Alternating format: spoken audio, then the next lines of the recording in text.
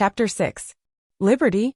I was quite happy in my new place, and if there was one thing that I missed, it must not be thought I was discontented. All who had to do with me were good, and I had a light, airy stable and the best of food.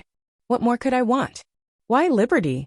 For 3 years and a half of my life I had had all the liberty I could wish for, but now, week after week, month after month, and no doubt year after year, I must stand up in a stable night and day except when I am wanted, and then I must be just as steady and quiet as any old horse who has worked 20 years.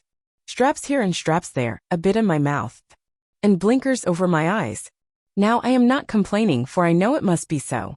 I only mean to say that for a young horse full of strength and spirits, who has been used to some large field or plain where he can fling up his head and toss up his tail and gallop away at full speed, then round and back again with a snort to his companions, I say it is hard never to have a bit more liberty to do as you like.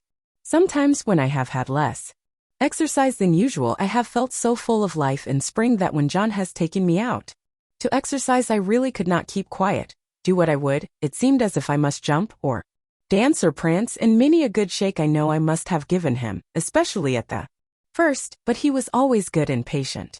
Steady, steady, my boy, he would say, wait a bit, and we will have a good swing, and soon get the tickle out of your feet.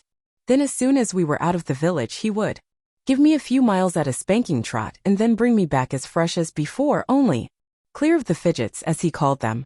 Spirited horses, when not enough exercised, are often called skittish when it is only play, and some grooms will punish them, but our John did not. He knew it was only high spirits. Still, he had his own ways of making me understand by the tone of his voice or the touch of the rein. If he was very serious and quite determined, I always knew it by his voice, and that had more power with me than anything else, for I was very fond of him. I ought to say that sometimes we had our liberty for a few hours. This used to be on fine Sundays in the summertime. The carriage never went out on Sundays because the church was not far off. It was a great treat to us to be turned out into the home paddock or the old orchard. The grass was so cool and soft to our feet, the air so sweet, and the freedom to do as we liked was so pleasant, to gallop, to lie down and roll over on our backs, or to nibble the sweet grass. Then it was a very good time for talking as we stood together under the shade of the large chestnut tree.